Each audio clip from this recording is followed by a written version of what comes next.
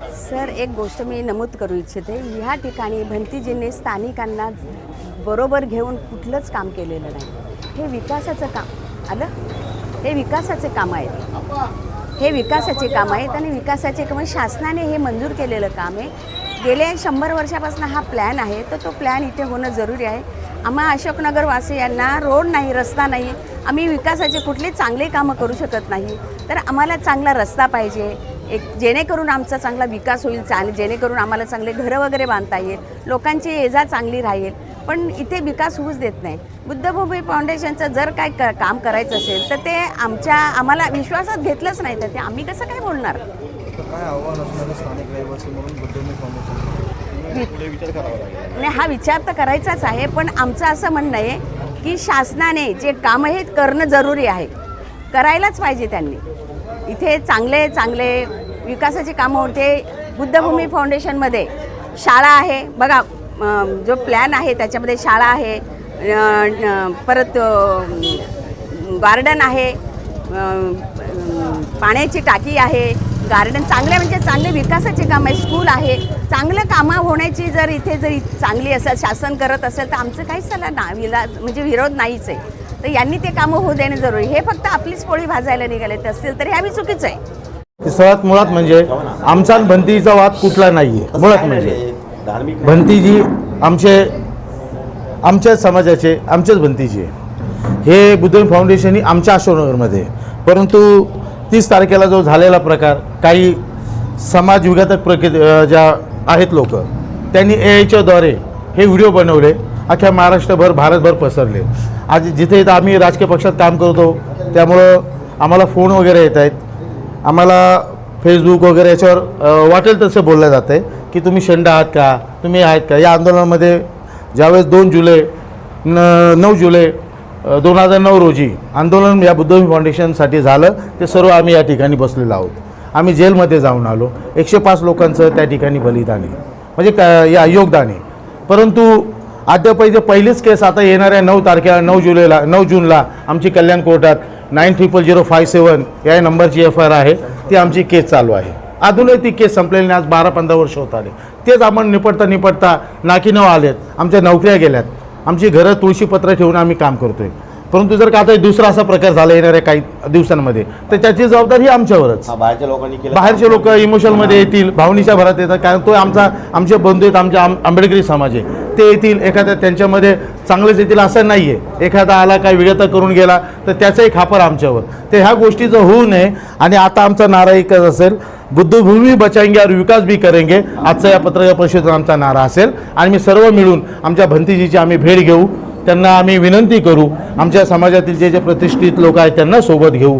आम्ही सर्वांना सांगू की बाबांनो, आपल्याला वाद नको आहे, या ठिकाणी विकास हवा आहे. त्या विकासाच्या माध्यमातून आमच्या एरियाची कशी प्रगती होईल, आमच्या मुलांचं आयुष्य बर्बाद होण्यापासून कसं रोखलं जाईल, याचं आम्ही या ठिकाणी. आज भंतीजींनी थेट खासदारांवर आरोप केलेले आहे की सगळ्या षडयंत्रामध्ये खासदार आहेत. काय संबंध? कोण खासदार, कसले खासदार हे आम्ही ओळखत नाही. आमच्या एरियाचा, आमच्या समाजाचा, आमच्या विभागाचा प्रश्न असल्यामुळे आम्ही या ठिकाणी आमची बाजू मांडतो. आम्ही खासदारांचे इथं प्रतिनिधी बसलेलो नाही आहे. सर्वात पहिले यांनी स्पष्ट करावं. जो वाद चालू आहे त्या वादाच्या अनुषंगाने मी एवढं सांगेल, विकास कामाला तुम्ही गती द्या, तुम्ही थांबवू नका. हा विकास केवळ बुद्धभूमीचा नाही, अशोकनगर आणि कल्याण शहराचा आहे. नगर परिषद असताना जेव्हा विकास आराखडा तयार झाला तेव्हा आमचीच मागणी होती, आमच्या जुन्या जाणत्या कार्यकर्त्यांची, लोकांची, की आम्हाला पर्यायी रस्ता महानगरपालिकेने द्यावं. आणि ते TP प्लॅनमधला तो प्लॅन आहे, तो आजकालचा तयार झालेला प्लॅन नाही आहे. आणि तो त्या ठिकाणाहून जर ब्रिज जात असेल आणि टन जर आमच्याकडे येत असेल तर आमचा विकासच होणार आहे त्याच्यामध्ये. कारवाई करताना भंतीजींनी अनेक गंभीर आरोप केले, काही मुद्द्यांची तोडफोड झाली आहे, त्यांना देखील मारहाण झाली असं देखील. चुकीचं आहे. मी तुम्हाला दाखवू का? माझ्याकडे सगळे व्हिडिओ आहेत, ते AIच्या माध्यमातून त्यांनी तयार केलेले व्हिडिओ आहेत. ते बरोबर नाही आहे खरं म्हणजे वास्तविक पाहता, सामाजिक धार्मिक दृष्ट्या ते बरोबर नाही आहे. त्याच्यामुळे काय होतं की संपूर्ण महाराष्ट्रामध्ये अहंकार झाला त्या आणि ते बरोबर नाही. वारंवार बैठका होत आहेत, खऱ्या व्हिडिओ तुम्हाला दाखवू का मी पत्रकारांना? माझ्याकडे सगळे आहेत. वारंवार बैठका होत आहेत, काल देखील बैठक झाली, मात्र अद्यापही काही निर्णय होत नाही, ठोस निर्णय होत नाही. स्थानिक किंवा जुने कार्यकर्ते म्हणून आता तुमची भूमिका काय? लोकांना कशाला इमोशनल करता हो? मला हे म्हणायचं आहे, इमोशनल करू नका तुम्ही. आमच्या वस्तीचं ना, आमच्या पण वस्तीचा अस्तित्वाचा प्रश्न आहे. आमच्या या सगळ्या लोकांच्या अस्तित्वाचा प्रश्न आहे. इथल्या लोकांचा अस्तित्वाचा प्रश्न आहे. तुम्ही इमोशनल करू नका लोकांना. आणि ते इमोशनलच्या पोटी ते जे काय AI च्या माध्यमातून जे व्हिडिओ बनवले ते व्हिडिओ बघून सगळे लोक येत आहेत. आता आम्ही पर्यायी व्हिडिओ बनवले ना, आम्ही वस्तुस्थिती काय आहे, खरे व्हिडिओ काय आहेत, खोटे व्हिडिओ काय आहेत, आम्ही बनवले ना. पण AI च्या माध्यमातून नाही बनवले, आम्ही एडिटिंग करून नाही बनवले, आम्ही रिएलिटी की व्हिडिओ बनवलेत आम्ही. आणि जर असेल कोणाला वाटत असेल की AI चे आहेत तर आम्ही चॅलेंज करतो या बाबतीमध्ये आमच्या व्हिडिओला. तर याबाबत काही चर्चा झाली आहे भंतेजींसोबत? नाही झालेली चर्चा. तुमचा असा आरोप आहे का, म्हणजे भंतेजी किंवा विश्वस्त असतील समाजाची आणि सरकारची दिशाभूल करतात? हो, राईट, खरी गोष्ट आहे. म्हणून तर हे सगळं काम थांबलं ना. विकासाचं काम कोणी थांबवलं मग? त्याच्यामुळे तर थांबलं ना विकास. स्थानिक म्हणून तुमची पुढची भूमिका काय असेल? स्थानिक आमची हीच भूमिका आहे. सामंजस्यप्रमाणे आम्ही त्यांना सांगतोय आम्ही, कारण हे वारंवार घडतं या वालधुनीमध्ये. आणि हे सगळं खापर या वस्तीवर फुटल्या जातं.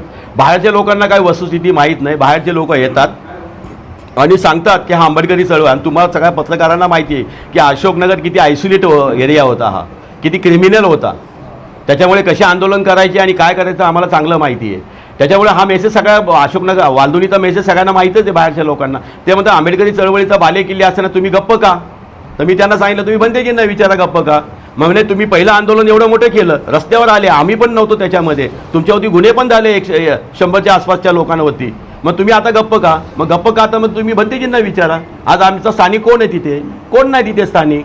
म्हणजे बाहेरच्या लोकांना इमोशनल करायचं आणि तिकडं या म्हणून सांगायचं, तर हे थांबलं पाहिजे. पण मी या आंदोलनाला माझा पाठिंबा नाही, माझा जाहीर विरोध आहे. नमो बुद्धाय, जय भीम.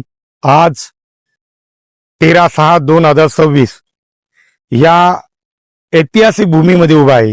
ही भूमी बुद्ध फाउंडेशन बुद्ध भूमी आहे. माझ्या पाठीमागे आपण बघत असाल सम्यक संबुद्धांच्या प्रतिमा आहे.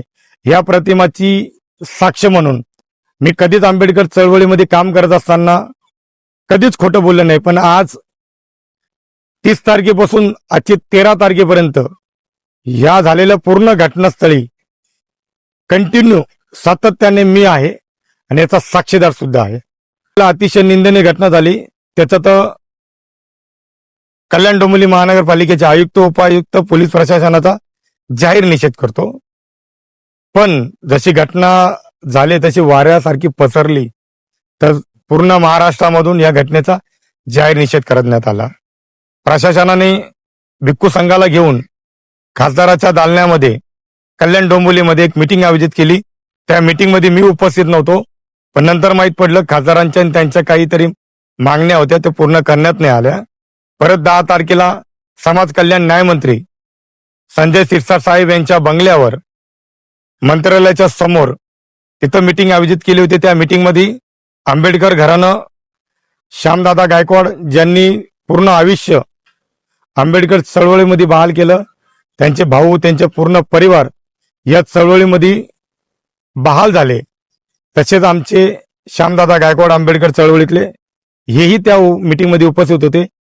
प्रशासनाने सांगितलं की आमच्याकडून चूक झाली, आम्ही ती चूक मान्य करतो, पण बुद्ध फाउंडेशनमध्ये ज्या तुमच्या मागण्या आहे, इथे कॉलेज असन, हॉस्पिटल असन, बुद्ध गयाची जी भूमी आहे, ज्या भूमीसाठी तो लढा चालू आहे, त्याची प्रतिकृती इथं असन, विजय स्तंभ असन, भीमा कोरेगावचा जो स्तंभ आहे त्याची असन, इथे विपश्यना केंद्र असन, साचीचं जे स्तूप आहे ते स्तूप इथे बनवण्यात येईल.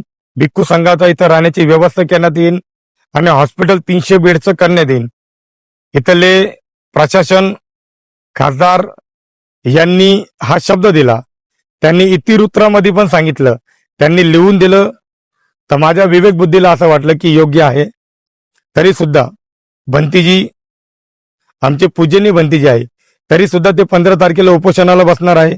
पण माझ्या विवेक बुद्धीला पटत नाही की त्यांच्यासोबत मी उपोषणाला बसावं म्हणून. मी याबद्दल सकल चौकशी केली. इथं स्थानिक लेवलचे अशोकनगरचे जे स्थानिक रहिवासी आहे, वालधुनीच्या परिसराच्या 2 मिनिटाच्या अंतरावर, त्यांचं म्हणणं ऐकल्यानंतर ते म्हणतात अशी पुन्हा एकदा काही वर्ष अगोदर घटना झाली होती, अरे आमच्यावर 116 जणांवर गुन्हे दाखल आहे आणि अजून सुद्धा आम्ही बेघर आहोत. तर माझं असं म्हणणं आहे की मी त्या मधला एक भाग आहे की मी माझ्या विवेक बुद्धीला पटत नाही की खासदार असन प्रशासन असतील यांनी आमच्या संपूर्ण मागण्या पूर्ण केलेल्या आहे, तर मी उपोषणाला कसं बसायचं? आमचे पूजनीय भंतीजी उपोषणाला बसत असन तर तमाम आंबेडकर समाजाला विनंती करतोय आपणही बसावं, पण मी या आंदोलनाला माझा पाठिंबा नाही, माझा जाहीर विरोध आहे. मी या आंदोलनाला राहणार नाही. आम्ही तमाम आंबेडकर समाजाला विनंती करतोय आपण आपल्या विवेक बुद्धीने विचार करून या आंदोलनामध्ये सहभागी व्हा.